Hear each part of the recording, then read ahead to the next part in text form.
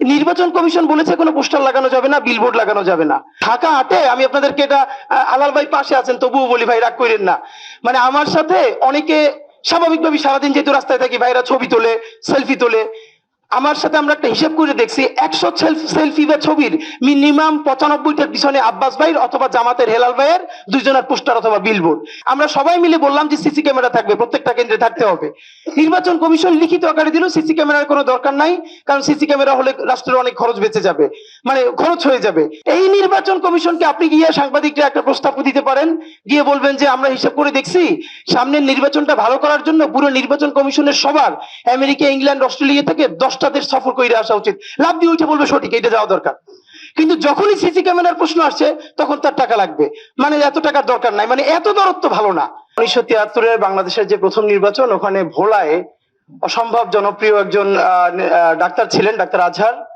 উনি নির্বাচনে মানে এমন অবস্থা হয়েছিল যে আওয়ামী লীগ থেকে যেই তার সাথে দাঁড়াবে সে হেরে যাবে এবং তিনি উইন করবে।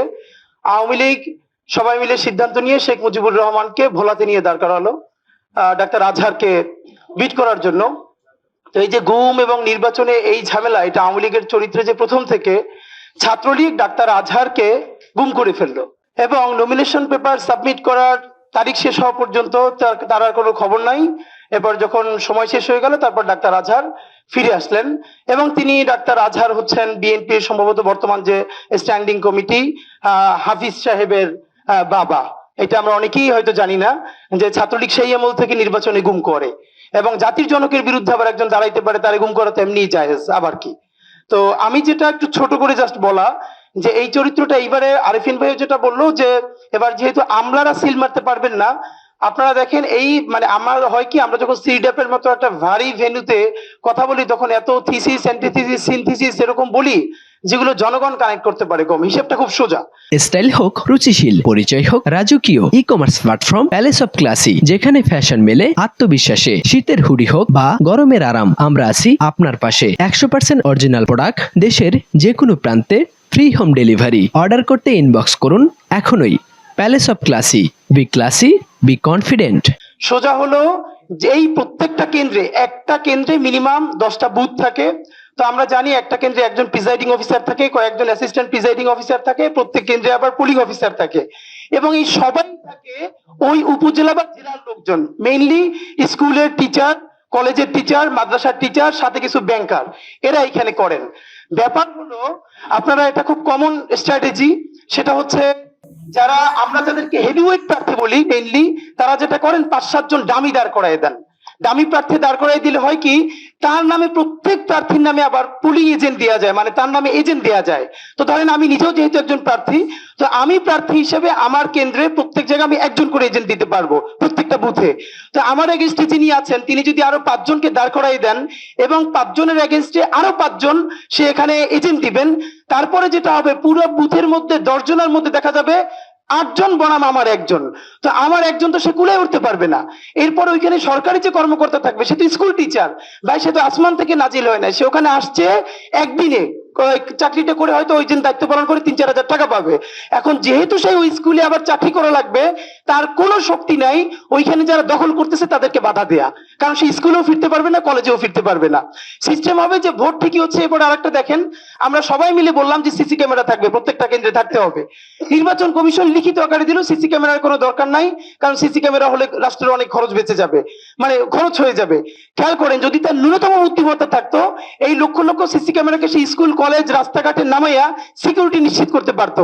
ধরেন কোনো কিছু লাগবে না। আজ পর্যন্ত বাংলাদেশ যতবার ধ্বংসের দ্বার প্রান্তে গেছে প্রধানতম কারণ ছিল পিসফুল ট্রানজিশনটা হয় নাই ক্ষমতার, এই যে শান্তিপূর্ণ ক্ষমতার হস্তান্তর হয় নাই নির্বাচনের গলদের কারণে। এই নির্বাচন কমিশনকে আপনি গিয়ে সাংবাদিকরা একটা প্রস্তাব দিতে পারেন, গিয়ে বলবেন যে আমরা হিসাব করে দেখছি সামনের নির্বাচনটা ভালো করার জন্য পুরো নির্বাচন কমিশনের সবার আমেরিকা, ইংল্যান্ড, অস্ট্রেলিয়া থেকে 10টা দেশ সফর করে আসা উচিত। লাভ দিয়ে উঠে বলবে সঠিক, এটা যাওয়া দরকার।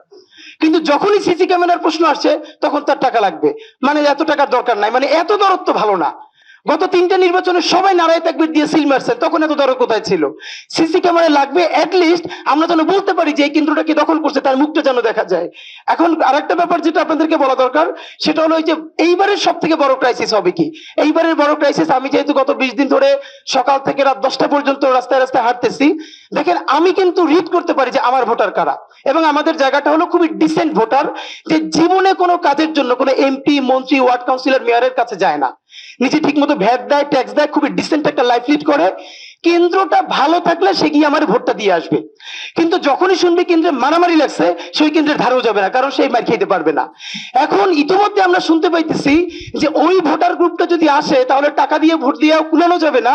তাই সিস্টেম হচ্ছে আপনি আগে মারামারির জন্য নিজের লোক 2 গ্রুপ রেডি রাখবেন, এরপর একটা ক্যাচাল বাধাই দিবেন, এরপরে নিউজ হয়ে যাবে অমুক কেন্দ্রে মারামারি লাগছে, এইটা যেহেতু সংক্রামক আরো 5 জায়গায় লেগে যাবে। তারপর ওই যে যারা ব্যাংকার, যারা শিক্ষক, ইউনিভার্সিটির ফ্যাকাল্টি, তারা কেউ ভোট দিতে যাবে না। আপনার ওই যে টাকা দেওয়া লোকগুলো তারা ভোটটা দিয়া আপনি বলবেন যে আপনি এমপি হয়ে গেছেন।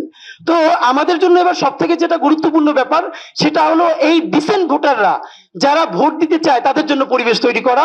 এবং এখন নির্বাচন কমিশন এই যে বলতেছে যে ইয়েলো জোন করবে, এই জোন করবে, নির্বাচন কমিশন বলেছে কোনো পোস্টার লাগানো যাবে না, বিলবোর্ড লাগানো যাবে না। ঢাকা হাটে আমি আপনাদেরকে এটা, আলাল ভাই পাশে আছেন তবুও বলি ভাই রাগ করেন না, মানে আমার সাথে অনেকে স্বাভাবিকভাবে সারাদিন যেহেতু রাস্তায় থাকি, ভাইরা ছবি তোলে, সেলফি তোলে।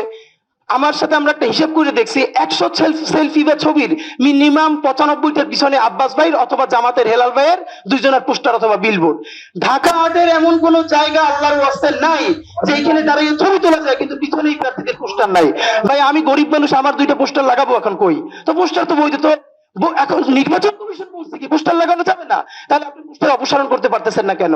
7 দিন সময় দিতে তুলে ফেলেন। তাহলে আমি বলতে চাই পলিটিক্যাল কালচার, এখন সিটি কর্পোরেশন আইসা যে বিলবোর্ড খুলবে, পোস্টার লাগাবে, সিটি কর্পোরেশনের তো টাকা দিছি আমরা সবাই, সে কি আব্বাস ভাই আর হেলাল ভাইয়ের পোস্টার লাগানোর জন্য পেইড করা হয়েছে? যে পোস্টার লাগাইছে তাকে খুলতে হবে, আমি পোস্টার লাগাইলে আমি খুলবো। এবং আপনি যদি সাহস থাকে আপনি কইরে দেখান, সময় দিছি 3 দিন, হেলাল সাহেব, আব্বাস সাহেব, XYZ যত সাহেব, ওসমান সাহেব, আদি সাহেব, পোস্টার যারা লাগাইছো সব পোস্টার 3 দিনের মধ্যে নামাবা, না নামলে প্রার্থীতে বাতিল। যদি দেখাইতে পারেন তাহলে সামনে নির্বাচনের আমাদের রাস্তা আছে।